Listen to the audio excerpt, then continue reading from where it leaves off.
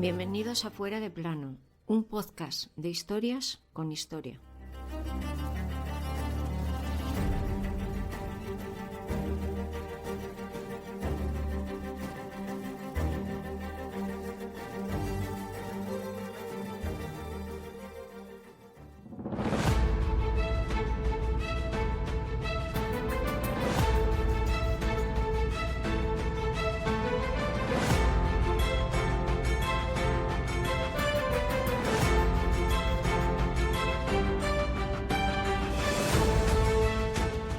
Nuestra protagonista de hoy fue tildada por los historiadores del siglo XII y XIII como una reina tirana y que ejerció el poder mujerilmente, sea lo que sea eso.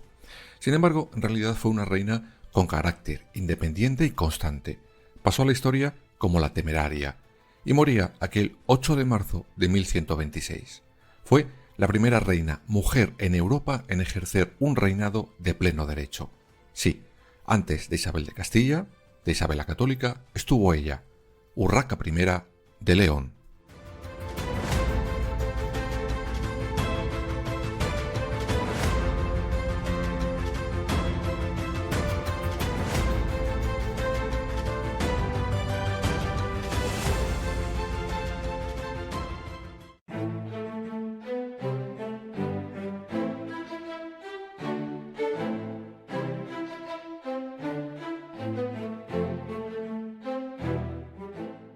Nuestra protagonista de hoy nació por el año 1081, en el Reino de León. Era una de las hijas del famoso Alfonso VI, el que aparece retratado en el conocido cantar de Mio Cid. Era lo que se llamaba entonces hija legítima, pues era hija de su padre, el rey, y de la esposa oficial de este, Constanza de Borgoña. Y digo esto porque en ese momento Urraca ya tenía dos hermanas, Elvira y Teresa, pero ambas eran fruto de una relación del rey con su amante. Por lo tanto, no valían para la carrera de la sucesión.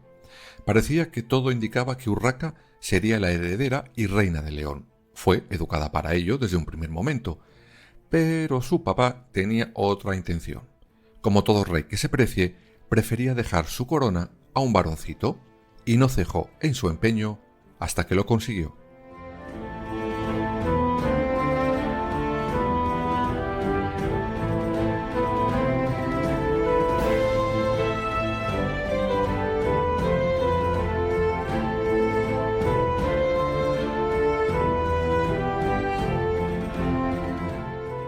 Alfonso VI se casa con una princesa musulmana. Sí, como lo oís.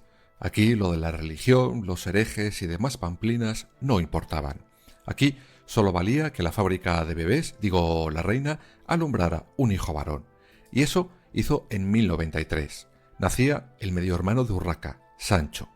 En honor a la verdad, la madre de Sancho, Zaida, que era una princesa de Al-Ándalus, tuvo que pasar por el aro del cristianismo y se bautizó con el nombre de Isabel. Pues bien, desde ese mismo momento nuestra protagonista pasará a un segundo plano. Y como se suele decir, las desgracias nunca vienen solas. Y Urraca, además de quedarse sin corona, se llevó un marido por el mismo precio.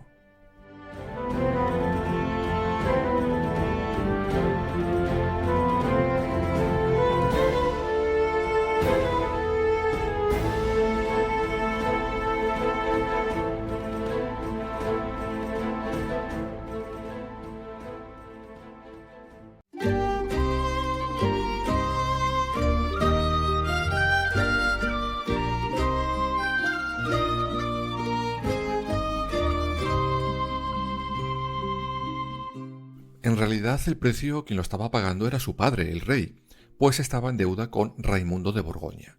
Este le había prestado una gran ayuda en su lucha contra los ejércitos almorávides que estaban atacando a los reyes cristianos. Con él, Urraca tendrá dos hijos, y según los historiadores, no tuvo un mal matrimonio. Era duquesa consorte de Galicia. Eso sí, oficialmente seguía en la línea de sucesión del trono de su padre, nunca la apartó. El matrimonio de Urraca y Raimundo termina en 1107, cuando éste pasa a mejor vida. En ese momento, Urraca cree que es un buen punto para volver a la carga e intentar ganar puntos en la corte de su padre, sobre todo porque ella ya había tenido un hijo varón, Alfonso, y el destino, para ayudarla, hará que en medio de una batalla en el año 1108 su medio hermano Sancho pierda la vida. De hecho, la nobleza y parte del clero la apoyan en esas intenciones. Pero una vez más, su padre tenía otra idea en la cabeza.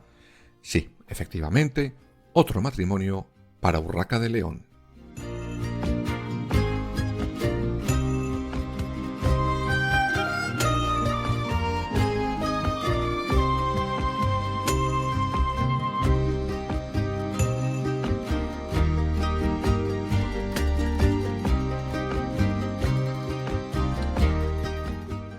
Y esta vez sería todo un rey, Alfonso I, el rey de Aragón.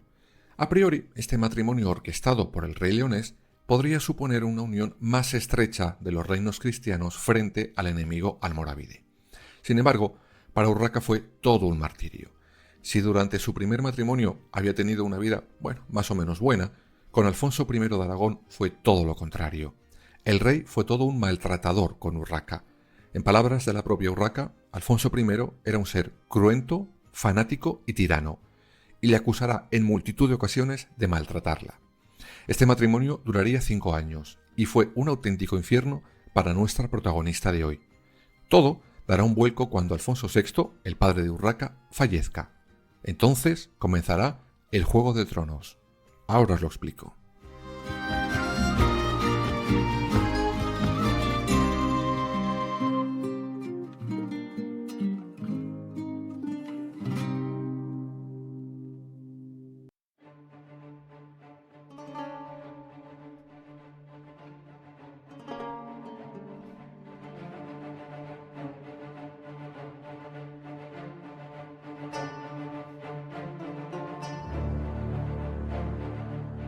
El trono de León tenía varios aspirantes. El rey difunto había dejado claro en el matrimonio que organiza su hija que si ambos tenían un hijo varón, heredaría todos los tronos. En el momento en el que muere Alfonso VI, Urraca y su marido gobiernan en Aragón, Navarra, Castilla y León. Este trato crea un gran malestar en varios nobles y deciden apoyar como rey de León y de Castilla al hijo de Urraca y su primer marido, Alfonso. Cuando el padre de Urraca muere, ella quiere gobernar sus territorios solita, sin su marido, pero ésta le dice que tururú, y empieza más aún el maltrato contra ella. Tanto que Alfonso de Aragón la acaba metiendo presa en una fortaleza con la intención de gobernar los territorios que por herencia la correspondían a ella. Pero claro, Urraca era mucha Urraca, y si el aragonés se pensaba que iba a estar rezando en su casa, el de la reina invocaba, y mucho.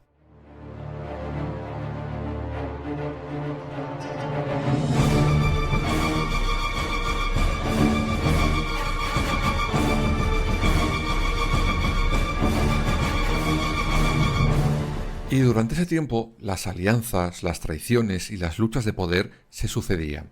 Los bandos cambiaban dependiendo del momento y la necesidad de cada uno. Unas veces Urraca iba con su esposo, otras iba con los apoyos de su hijo, y así los 3 bandos. No me digáis que esto no era un Juego de Tronos, versión hispánica.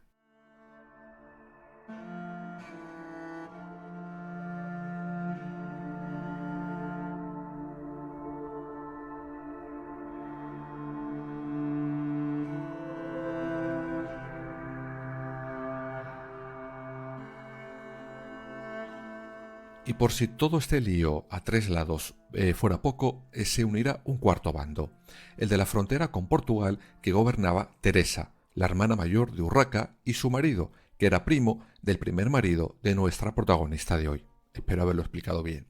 En un momento dado, estos querrán independizarse del reino, pero Urraca les dijo que no es, aunque en el año 1114 parecía que por fin las aguas volverían a su cauce, con un, llamémosle, divorcio, el de Urraca y Alfonso de Aragón.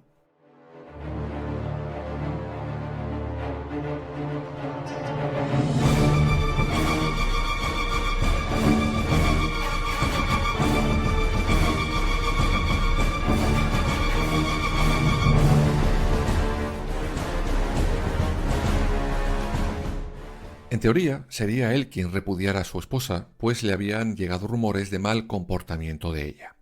La realidad es que era ella quien llevaba tiempo pidiendo la disolución de ese matrimonio. Por fin parecía que Urraca podría gobernar sus territorios como ella quería, sola. Pero una vez más, el destino la dijo que tururú. Los territorios de la frontera de Portugal seguían en sus 13 y Galicia apoyaba a su hijo mayor. Además, su exmarido la seguirá dando por el saco con sus tropas. Pero ella reinaba, una reina independiente y muy estratega.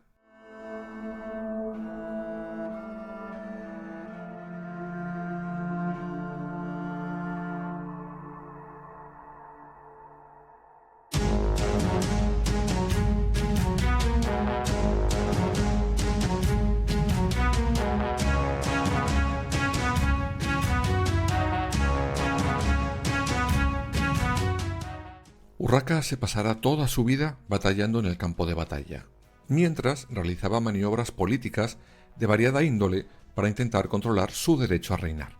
Algunas de ellas la darían buen resultado, pues consiguió acordar con los partidarios de su hijo, el que será Alfonso VII, que le dejara reinar. Eso sí, solo cuando ella muriera, no antes. En ese trato tuvo la ayuda de un obispo gallego llamado Gelmírez. Cuando consigue eso, le entrega, en señal de agradecimiento, la ciudad de Santiago de Compostela. Pero los señores burgueses de la ciudad no estaban contentos con ese nombramiento y se alzarán en armas.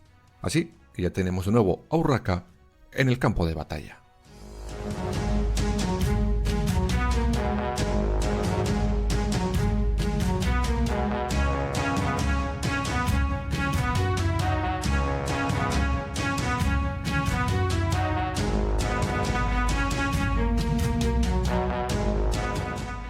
Cuando Urraca y sus tropas llegan a Santiago de Compostela, cercan la ciudad. Los burgueses compostelanos salen corriendo y se meterán dentro de la catedral.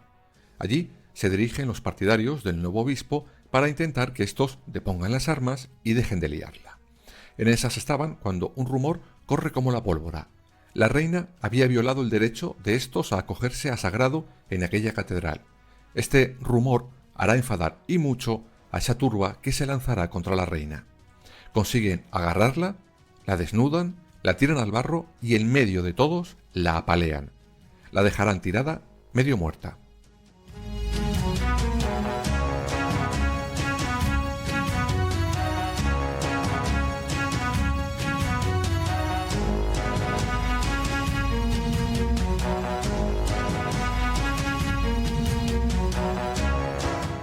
Algunos de esos burgueses, viendo aquello, corren a socorrer a la reina. Primero por la salvajada de aquello, por un simple rumor y sobre todo por miedo a las posibles represalias. La curan, la cuidan y le ayudarán a salir de ahí y a volver con sus tropas. Cuando Urraca llega con sus soldados, acaba sometiendo a Santiago de Compostela en muy poco tiempo. Pero claro, seguro que muchos estaréis pensando que después de aquello, Urraca arrasaría con todos esos burgueses. Pues no, sobre todo después de haberla casi matado a palos. Pues no, aquí es un claro ejemplo del carácter de la reina. Urraca solo fue a por los cabecillas de la rebelión. Al resto no les ocurrió nada. Urraca prefirió, después de aquella humillación, calmar las aguas.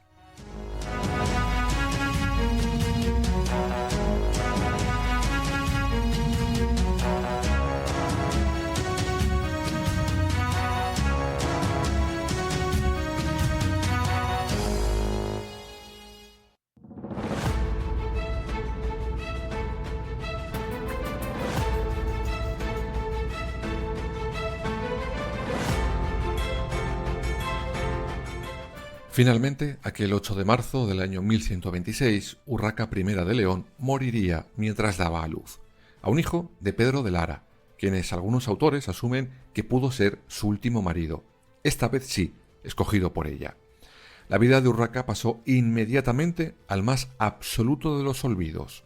Su vida, su resistencia y su poder durante años, sobre todo gracias a su sucesor e hijo, Alfonso VII, que se encargó de borrar el nombre de su madre de todo documento oficial. Él y los que vinieron detrás dejaron la figura de Urraca casi como una simple regente, como un paso sin pena ni gloria entre los dos reyes, su padre y su hijo, entre Alfonso VI y Alfonso VII. Ella, que luchó por mantener su independencia, el reino, y que lo pudiera heredar el desagradecido de su hijo, Alfonso VII.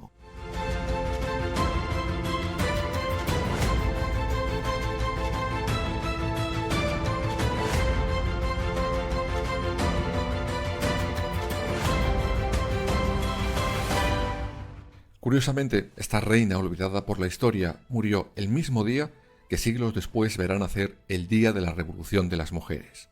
Una revolución que, como hemos visto, y a su manera, siglos antes comenzó Urraca I de León. Una mujer que luchó contra todo y contra todos para ser una buena reina. Una reina independiente, sin necesidad de que un hombre la dirigiera sus decisiones, pero que la historia y sus herederos quisieron enterrar en el olvido, además con mentiras. Algo que, como vimos la temporada pasada, otra reina, Juana I de Castilla, vivirá siglos después en carne propia.